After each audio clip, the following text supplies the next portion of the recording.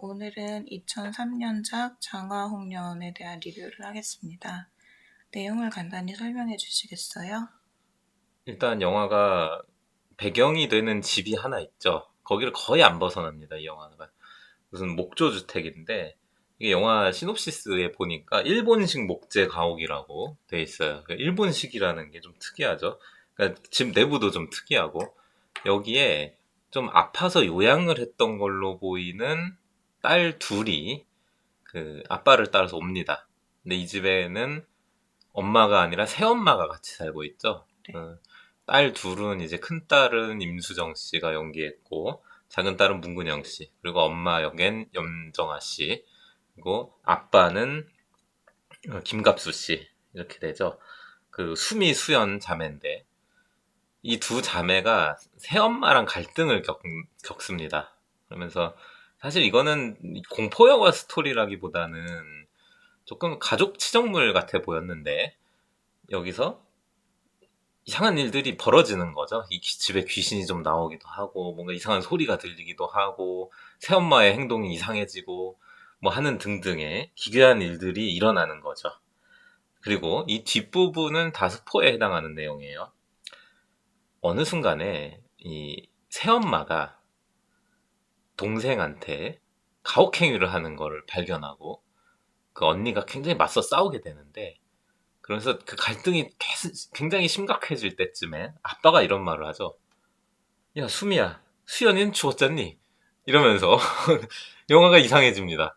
그러니까 수미라는 그 큰딸 임수정 씨의 망상 속의 일이었던 것처럼 사실 이 집에 자매가 둘이 아니고 예전에 죽은 동생을 자기가 그 상상 속에서 소환했던 것처럼 나오죠. 그리고 여기서 잇따라 벌어지는 그 기괴한 일들과 함께 뒤에 나오는 얘기는 심지어 그 새엄마의 역할을 본인의 상상 속에서 본인이 직접 했던 거죠. 염정아 씨는 이 역에서 그렇게 행동하지 않았는데 사실 이 집의 별장에는 아빠 김갑수 씨랑 임수정 씨 단둘이 있었던 것처럼 느껴지는 거예요. 그래서 이 사건의 본질은 뭐냐면 그 과거 회상으로 나오죠. 이 자매한테 원래 엄마가 있었는데 새엄마가 이 집에 들어온 날 원래 엄마가 작은 딸 방의 장롱에서 자살을 한 다음에 그 작은 딸 문근영 씨가 문을 열어보니까 거기 시체가 들어있어서 깜짝 놀라서 뒤로 가다가 장롱이 같이 넘어지면서 장롱에 깔린 거예요. 그러면서 이 작은 딸도 엄마랑 같은 날 죽어버린 거죠. 그리고 여기에서는 염정아 씨 새엄마가 이 사건을 은폐한 게 드러나는 거죠. 그리고 임수정 씨는 이 발, 이 순간을 발견하고 조치를 취할 수 있었음에도 불구하고 새엄마인 염정아 씨랑 싸우다 나가느라고 발견을 못했어요. 이게 말하자면 언니의 마음속에 굉장한 트라우마로 남았던 거죠. 그리고 이 정신병원에 갇혀서 트라우마 치료를 하는 동안 임수정 씨가 떠올린 어떤 망상처럼 이 저택에서의 기괴한 일들이 벌어지는 거고 그게 이 사건의 본질이었던 거죠.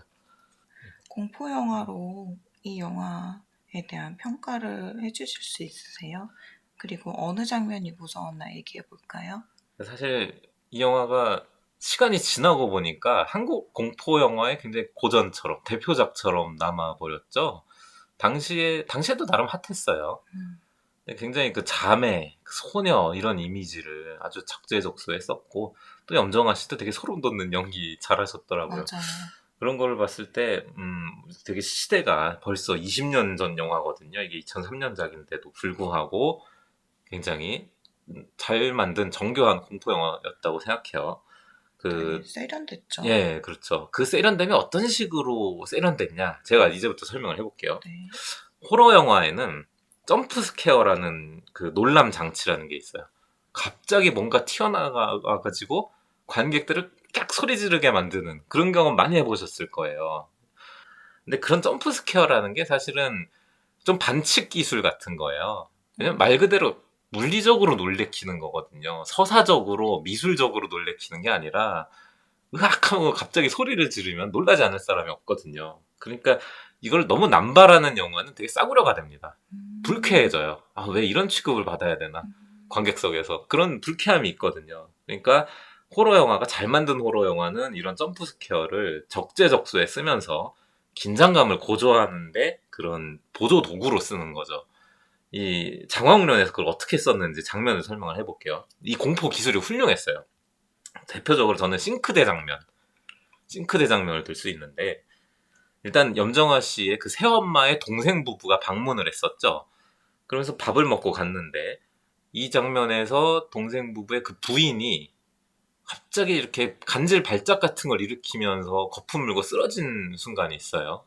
갑자기 사람이 그렇게 되는 것도 조금 무서웠는데, 그래서 고개가 꺾이면서 바닥에 쓰러졌을 때 그 사람의 시야에만 보이는 게 있잖아요. 그래서 좀 맞아요. 섬뜩한 대사였어요. 그렇게 동생 부부가 돌아가면서, 여보, 나 이상한 걸 봤어. 그 집 싱크대 밑에 뭔가 있다? 라는 대사와 함께 바로 장면이 넘어가면 염정아 씨가 혼자 부엌에 남아 있어요. 그러면서 싱크대 그 밑에 장 문이 끼익 열리죠. 거기로 염정아 씨가 다가가는데, 여기서 유난히 천천히 싱크대 밑을 확인하는 거죠. 음, 뭔가 튀어나올 것 같아. 분명히 튀어나올 것 같은 무서움이 있는데, 근데 놀랍게도 밑을 봤을 때 그 순간에 튀어나온 게 아니에요. 밑을 봤더니 아무것도 없는데 염정아 씨가 이렇게 화면에서 고개를 치워보니까 저쪽 부엌 의자에 앉아 있었죠. 이상한 형체가, 음, 귀신이. 이거 관객을 한번 호흡으로 속인 겁니다. 여기 분명히 놀라는 장치가 있을 것처럼 천천히 호흡을 가다듬고 다가가게 한 다음에 그 타이밍을 페이크를 쓰면서 속이고 저 뒤쪽에 귀신을 걸어둔 거죠. 그래서 염정아 씨가 굉장히 긴장하는 사이에 그 관객도 아 이게 깜짝 놀라는 건 안 나오겠네라고 하는 타이밍에 갑자기 그 다음 타이밍에 음, 싱크대 밑에서 손이 확 나와가지고 염정아 씨 손을 잡는 게 나와요. 이게 저는 놀라웠던 게 뭐냐면은 자꾸 포인트를 분산시킨다는 거예요. 음, 관객이 예상을 못하게 이 뭔가 롤러코스터 같은 데서 내려가는 내리막이 보일 때쯤 이렇게 심장이 쪼그라드는 듯한 경험을 영화 보면서 하다가 아, 여긴 아니었네 하고 한번 주의를 환기시킨 다음에 다소 방심한 틈을 타서 찌르는 이 박자감의 조절. 이게 굉장히 뛰어났어요. 긴장을 유발했다가 다시 배신하고. 저는 싱크대를 여는 염정아 씨 손길도 유난히 더 느려서 불안감을 자아내지 않았나요? 그러니까 맞아요. 그런 게 굉장히 좋았어요. 저는 사실은 그 장면이 제일 무서웠어요.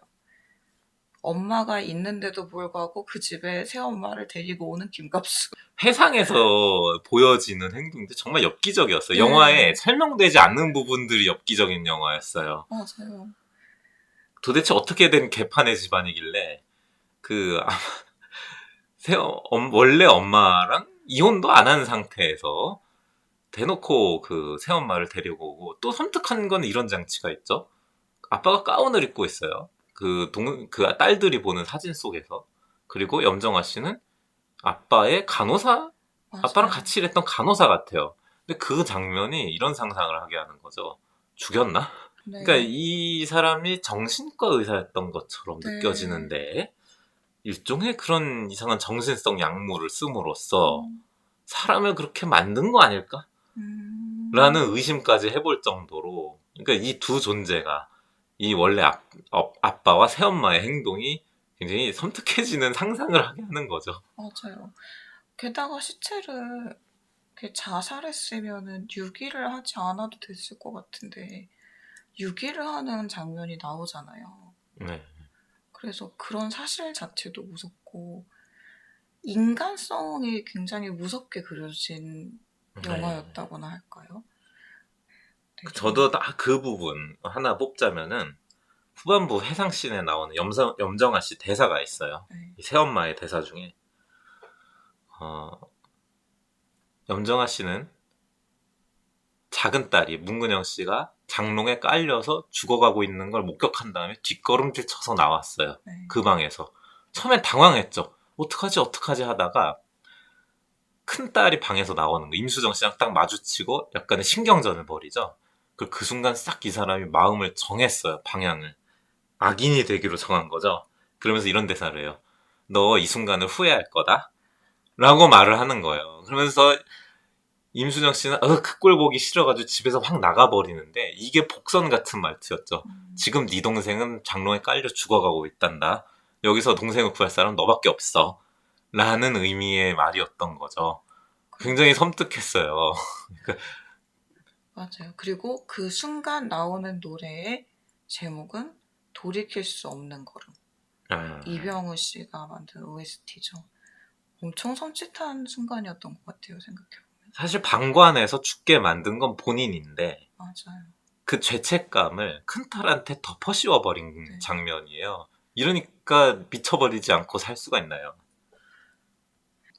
그러니까 사실은 이 집에서 그 마치 영화 중후반부 정도에 묘사되는 거는 임수정 씨가 뭔가 창란에 의해서 굉장히 독한 사람인 것처럼 막 이 역할 했다가 저 역할 했다가 막 이렇게 왔다 갔다 하는 것처럼 보이지만 실제 행동에서는 엄청난 피해자였던 거고 임수정 씨는 그 새엄마와 아빠야말로 굉장한 가해자였던 거죠.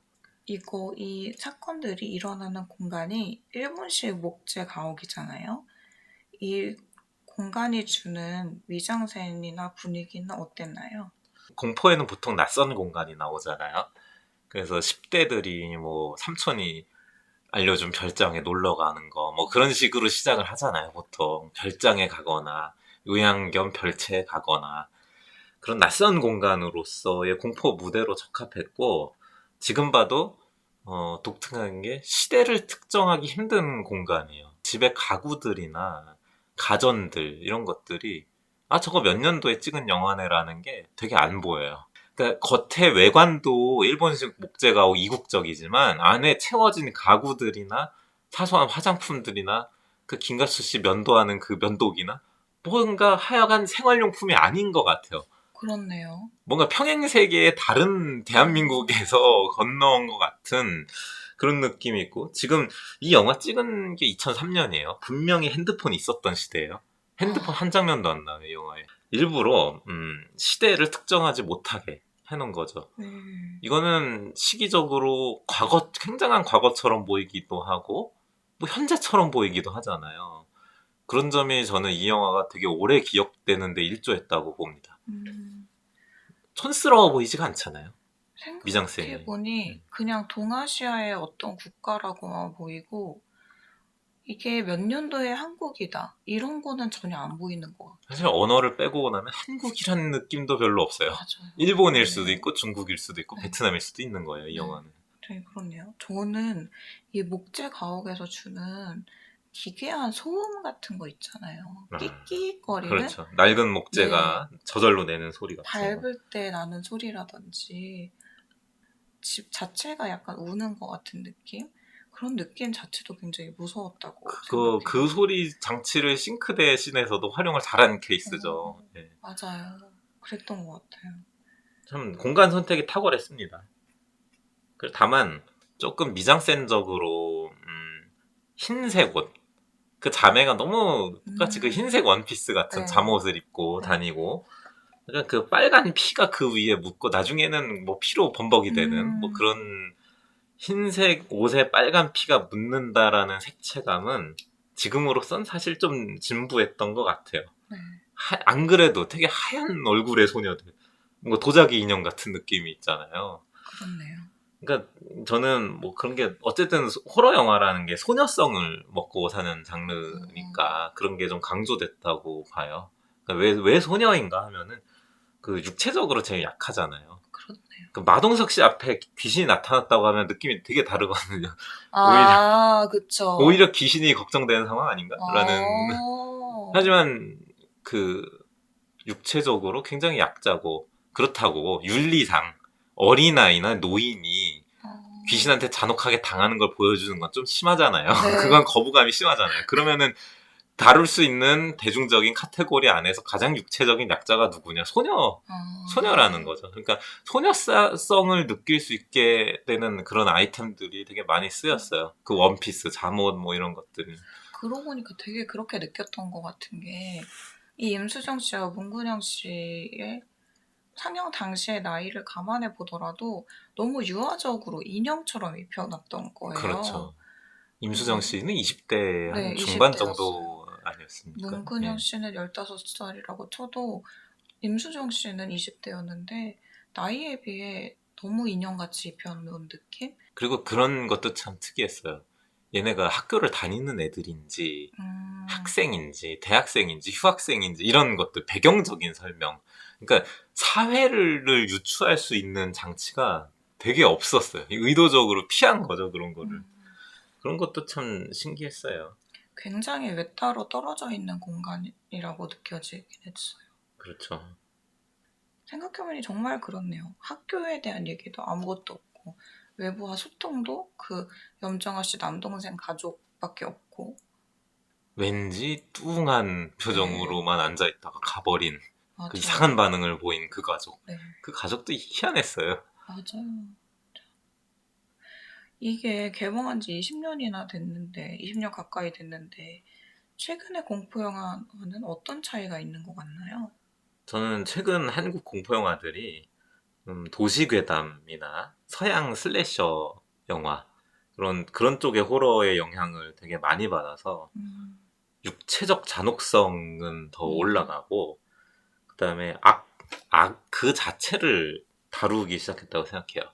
그러니까 장화홍련은 원혼이라고 불리는 사연에 주목을 하는 영화잖아요.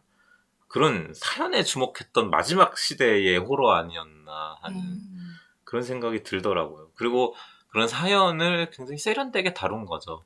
여러 장치를 통해서. 어떤 시점의 반전이나 어떤 회상이나 그런 장치를 통해서 세련되게 다뤘고, 그 다음에 그 시대에, 장화홍련 시대의 호러 영화들의 빌런은 좀, 그러니까 귀신으로 나오는 존재들은 억울한 사망자들이에요. 그 집의 엄마나, 그 집의 작은 딸이나, 억울하게 죽은 사람들이잖아요. 이거는 동양적 공포의 정석이에요.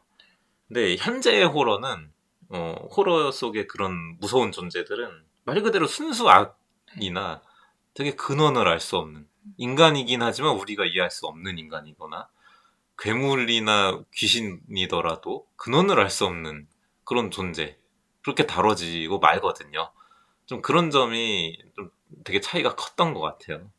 좀 그리고 우리나라 관객들이 뭐 이렇게 사연팔이 하는 거 짜증나 라는 듯한 그런 태도들도 있었잖아요. 맞아요. 그런 네. 것도 한몫했던 것 같아요. 그러니까 공포 영화가 사연을 다루면 그 후반은 사실은 호러라기보다는 되게 슬픈 이야기로 끝나는 정서가 있잖아요. 맞아요. 그런 거에 좀 짜증을 느꼈던 것 같아요, 사람들이. 이건 오락이 아니잖아. 나를 신나게 해줄 수가 없잖아, 이런 건. 근데 그 슬프게 마무리되는 공포 영화가 요즘엔 거의 없죠. 무슨 퇴마물 이런 것들, 검은 사제들이나 뭐 이런 영화 좀 됐지만 나름 화끈하게 끝나잖아요. 와, 그 커플이, 이 콤비가 계속 모험을 하고 다음 미션을 받고 막 이럴 것처럼 마치 맞아. 그런 느낌들이, 그러니까 과거 사연이나 트라우마와 너무 오랫동안 싸우지 않는다는 거죠. 요즘 확연한 영화들은. 차이가 네. 있네요. 그래서 이 영화는 사실은 스토리가 전개될수록 너무 서글픈 얘기로 변해버리는 느낌이 강했어요. 그렇습니다. 이런 네. 폭력이 없죠. 네. 예. 부모의 학대인 거예요, 이거는. 맞아요. 부모와 양 엄마의 학대인 거죠. 그래서 수미 하나만 죄책감에 시달리는 것처럼 보이잖아요. 네. 김갑수 씨는 같은 거를 겪었는데도 너무 태평한. 옆에서 팔짱 끼고 있죠. 네. 네, 그렇습니다. 저는 이 영화가 좀 더 섬뜩해지려면 이 김갑수 씨라는 인간의 아빠는 뭐 하고 있었나? 네. 그거에 좀 더 주목하고 그 비인간성을 좀 더 포인트를 맞춰주는 강조시켜주는 장면이 있었으면 더 섬뜩했을 것 같아요. 그렇네요. 그렇죠. 당신은 왜 방관자야? 라고 하는. 어, 근데 여기에 임수정 씨가 연기한 그 큰딸 수미도 좀 증오의 포인트가 새엄마한테만 맞춰져 있잖아요. 그게 그런 조금 점이, 아쉽네요. 네, 지금 생각하니까. 그렇죠. 그 어떤 김갑수 씨의 그런 특징을 잘 살렸다면 더 공포스러웠을 것 같네요. 그렇죠. 당신은 왜 아무 네. 죄책감이 없는 거지? 네. 라는 거를 김가수 시점에서 네. 이렇게 찔러올 수도 있잖아요. 그렇죠. 귀신이란 존재가. 그럼 별점과 한 줄 평을 해볼까요? 저는 한 줄 평 먼저 하겠습니다. 공포는 약자들의 무기. 라는 한 줄 평을 하겠습니다. 이건 좀 부연 설명이 필요한데요. 네. 저는 아까 얘기했던 우리가 서양 호러와 동양 호러, 네. 뭐 그거 얘기인데, 좀 편의적으로 간편하게 단정 짓자면 서양 호러는 보수성을 띠고 있어요. 그리고 동양 호러는 진보성을 띠고 있어요. 정말 이건 편의적인 구분이에요. 왜 그러냐면 서양 호러는 되게 이런 패턴이에요. 여러분이 봤던 영화들 한번 떠올려 보세요. 10대들이 위험한 짓을 했다가 이방인 같은 존재를 만나서 잔혹하게 당하는 이야기들이 주로 많아요. 네, 이거는 금기를 어기지 말라는 훈계조의 이야기죠. 그리고 이 서양 문화권의 공포가 어디서 비롯됐는가? 외부 존재에서 왔다. 네. 그 외부 존재를 경계하는 우리가 아닌 것. 네. 그런 데서 왔다는 거죠. 그러니까 굉장히 타자화된 악이 있는 거예요, 여기에는. 그러니까 이 논법은 좀 보수적인 정치의 논법인 거죠. 근데 동양 호러는 이렇게 요약할게요. 괴 사건이 일어나서 그걸 파봤더니 슬픈 사연이 있었다. 장화홍련도 정확히 이런 패턴이잖아요. 이거는 사회의 강자들에게 던지는 메시지인 거예요. 그러니까 우리의 공포는 피억압자를 달래는 것과 동시에 억압자한테 간담을 서늘하게 경고를 날리는 형태였던 거예요.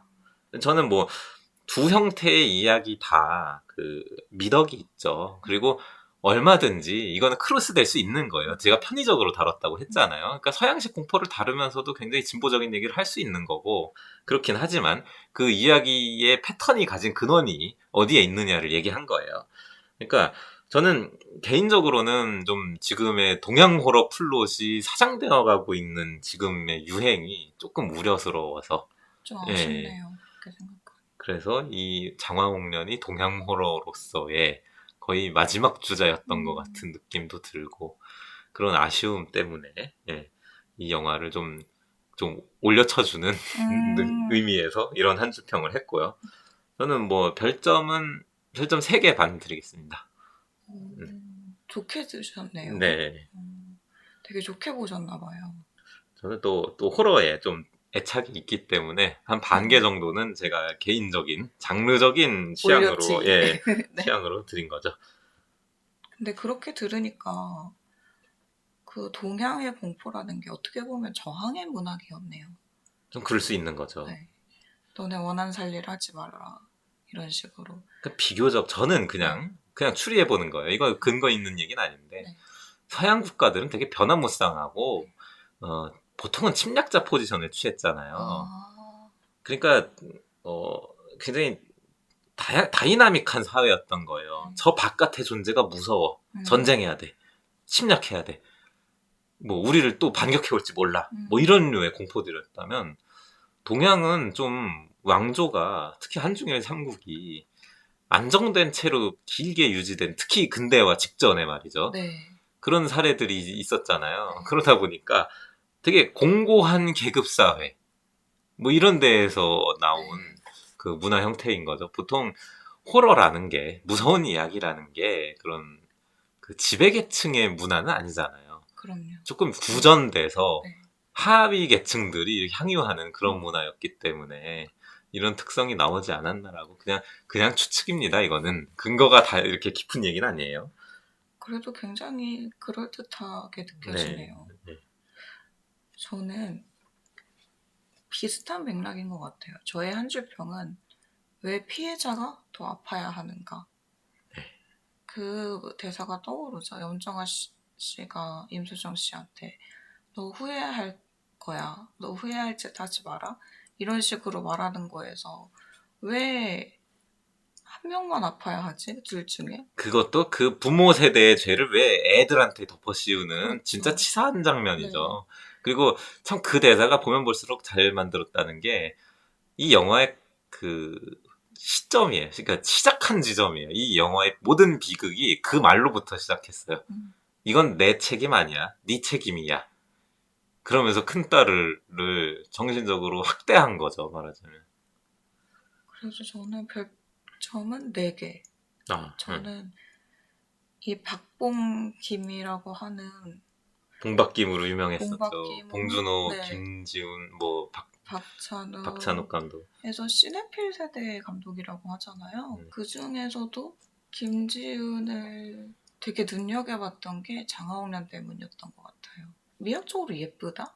그러니까 박찬욱처럼 뭔가 기괴하고 괴괴스럽다기보다 이 소녀들이 주는 아름다움 자체가 있었던 것 같아요. 이 영화는. 자체적인 그렇죠. 아름다움. 네. 그래서 그 박찬욱 감독 영화를 보면은 참 아름다운데 좀 이상하게 찝찝? 네. 네. 일반적이진 않네. 네. 라는 느낌이라면 김지훈 감독은 정말 일반적인 감수성에서 굉장히 예쁘게 찍는 법을 맞아요. 알고, 그리고 임수정 씨, 문근영 씨가 굉장히 예쁘게 찍힌 영화 중에 하나죠. 보통 호러 영화가 그 여배우들의 얼굴을 잡을 때 굉장히 그런 신경 쓰는 게 있거든요. 정말 하얀 소녀 같은 그런 이미지를 포착해내는데 많이 주력을 하고, 김수영 감독은 그런 거에 거의 둘째가라면 서러울 정도의 그런 연출력을 가졌기 때문에 이 영화가 가장 강렬했던 거 아닌가 싶어요. 그렇군요. 혹시 다른 더 하실 말씀 있으신가요? 저는 재개봉을 해도 이 영화는 좀 매니아층이 있을 거라고 저는 그쵸. 생각되고, 그 김지훈 감독은 사실은 봉박김 중에서 조금은 그 호불호가 갈리는 편이잖아요. 그 네. 행보에서 그런 꾸준히 한 장르를 추구했던 것도 아니고 네. 작품마다 좀 기복이 있고, 어떤 거는 되게 잘 만들었는데 어떤 건 좀 이상하고 그런 혹평을 받는 것도 많았던 그런 감독으로서 좀 공포 영화 하나 더 찍어주셨으면 좋겠다는 생각을 했어요. 저도 그렇네요. 네. 김지훈 감독의 공포 영화는 찍는다면 바로 보고 싶은 영화예요. 2022년도의 공포, 네. 2020년이 지나서의 그 완전 시대가 바뀌었잖아요. 네. 어떤 해석을 보여줄까, 공포에 대해서. 그 시각이 궁금하네요. 네. 그러면 오늘은 이 영화는 여기까지 할까요? 네. 네, 감사합니다. 감사합니다.